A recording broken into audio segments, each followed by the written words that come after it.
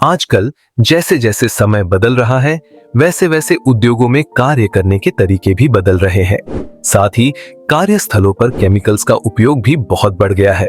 लेकिन लोगों में जागरूकता की कमी, सुरक्षा उपायों में लापरवाही, अप्रशिक्षित कर्मचारी और आउटडेटेड मशीनरी, इन सब के कारण कई बार बड़ी रासायनिक दुर्घटनाएं हो जाती हैं, जो न सिर्फ उद्योगों को बल्कि आसपास के लोगों को भी प्रभावित करती हैं। इसीलिए आज के इस वीडियो में हम बात करेंगे कि केमिकल्स का उपयोग करते समय हमें किन किन बातों का ध्यान रखना चाहिए। साथ ही हम बात करेंगे केमिकल डिजास्टर प्रिवेंशन डे के बारे में कि यह दिवस कब मनाया जाता है, क्यों मनाया जाता है और इस दिवस को मनाने का उद्देश्य क्या है।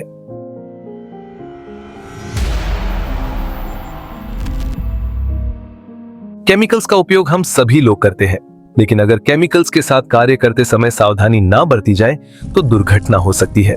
और जब यही दुर्घटना किसी केमिकल इंडस्ट्री में हो जाती है तो देखते ही देखते यह दुर्घटना एक डिजास्टर का रूप ले सकती है। यहाँ हम एक चीज समझते हैं कि एक्सीडेंट और डिजास्टर में क्या फर्क होता है। एक्सीडेंट छोटा होता है, सीमित जगह और कम लोगों को प्रभावित करता है और अक्सर इसे तुरंत कंट्रोल किया जा सकता है। लेकिन जब वही घटना अनकंट्रोलेबल हो जाती है तो वह तेजी से फैलती है और बड़ी संख्या में लोगों, संपत्ति और पर्यावरण को नुकसान पहुंचाती है, तो वह डिजास्टर बन जाती है। ऐसा ही एक डिजास्टर हुआ था भोपाल में स्थित यूनियन कार्बाइड फैक्ट्री में 2-3 दिसंबर 1984 की रात को, जहां उस रात मिथाइल आइसोसाइनेट गैस का अचानक रिसाव हुआ था, जिसका उपयोग कीटनाशक बनाने में किया जाता था। इस दुर्घटना में 15,000 से अधिक लोगों की जान गई थी और बहुत सारे लोग स्थायी शारीरिक अपंगता से लेकर अंधेपन का शिकार हुए थे। सरकारी आंकड़ों के अनुसार इस हादसे में मरने वालों की संख्या लगभग 5,000 से अधिक थी और अन्य अनुमान बताते हैं कि 8,000 लोगों की मौत तो 2 सप्ताह के भीतर हो गई थी और लगभग 8,000 लोग इस फैली गैस से संबंधित बीमारियों के कारण मारे गए थे। यह घटना सिर्फ एक दुर्घटना नहीं थी, यह एक दर्दनाक सच्चाई थी जिसने देश को सिखाया कि उद्योगों में सुरक्षा कितनी जरूरी है और एक लापरवाही कितनी बड़ी त्रासदी बन सकती है। साल 4 दिसंबर 1998 को ministry of environment and forests ने एक बैठक करके एक योजना बनाई और इस 4 दिसंबर को रासायनिक आपदा प्रबंधन दिवस के रूप में घोषित किया। इसका उद्देश्य था कि भविष्य में इस प्रकार की दुर्घटनाएं दोबारा न हो, क्योंकि जब भी कोई दुर्घटना होती है तो बहुत बड़ा नुकसान होता है और जब दुर्घटना केमिकल से संबंधित हो तो उसे नियंत्रित करना बेहद मुश्किल हो जाता है, क्योंकि एक बार केमिकल्स में आग लग जाए तो वह सामान्य आग की तरह नहीं फैलती, वह कई गुना तेजी से फैलती है और पूरी जगह को अपनी चपेट में ले लेती है। इससे बहुत से लोगों को नुकसान पहुंचता है, कई लोगों की मौत हो जाती है, संपत्तियों को नुकसान पहुंचता है और कई कार्यस्थलों पर कार्य कई दिनों या महीनों तक बंद रहता है और कुछ कार्यस्थल तो हमेशा के लिए बंद तक हो जाते हैं।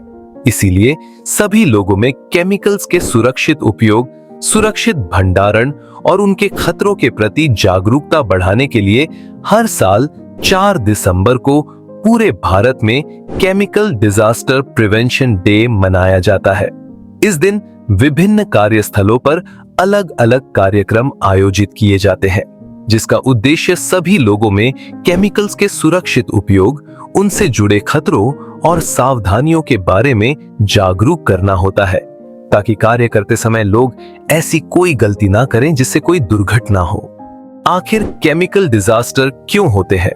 केमिकल डिजास्टर अचानक नहीं होते, उनके पीछे हमेशा कुछ कारण होते हैं, जैसे ह्यूमन एरर, प्रशिक्षण की कमी, असुरक्षित केमिकल भंडारण, खराब उपकरण और मशीन, उचित रखरखाव की कमी, ओवरहीटिंग या ओवरप्रेशर, गलत मिश्रण या असंगत केमिकल्स को साथ मिलाना, पीपीई का उपयोग न करना, खराब हाउसकीपिंग, वेंटिलेशन की कमी, टैंकों या पाइपलाइनों का अधिक भर जाना, लापरवाही और जागरूकता की कमी और केमिकल लेबलिंग और एमएसडीएस की कमी।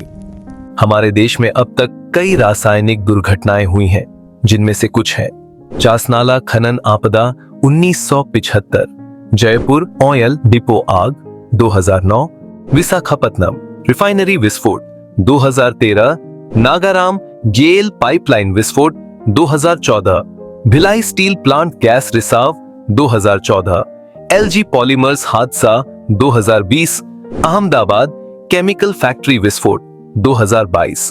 क्या आप जानते हैं भोपाल गैस कांड के बाद भारत सरकार ने कुछ नए नियम बनाए और कुछ पुराने नियमों में संशोधन किया, जैसे environment protection act 1986, chemical accidents emergency planning preparedness and response rules 1996, manufacture storage and import of hazardous chemicals rules 1989, public liability insurance act 1991, factories act 1948, disaster management act 2005, national green tribunal act 2010 आदि। अब हम बात करते हैं कि chemicals का उपयोग करते समय हमें किन बातों का ध्यान रखना चाहिए। केमिकल का लेबल और सेफ्टी डेटा शीट हमेशा पढ़ें। कार्य के दौरान उचित व्यक्तिगत सुरक्षा उपकरण जरूर पहने। सुनिश्चित करें कि जहां केमिकल्स से संबंधित कार्य किया जा रहा है वहां प्रॉपर वेंटिलेशन है। केमिकल्स को गर्मी, आग या इग्निशन सोर्स से दूर रखें। बिना जानकारी के दो केमिकल्स को कभी भी मिक्स न करें। सही टूल्स और कंटेनर का इस्तेमाल करें। केमिकल्स का उपयोग केवल प्रशिक्षित व्यक्ति ही करे।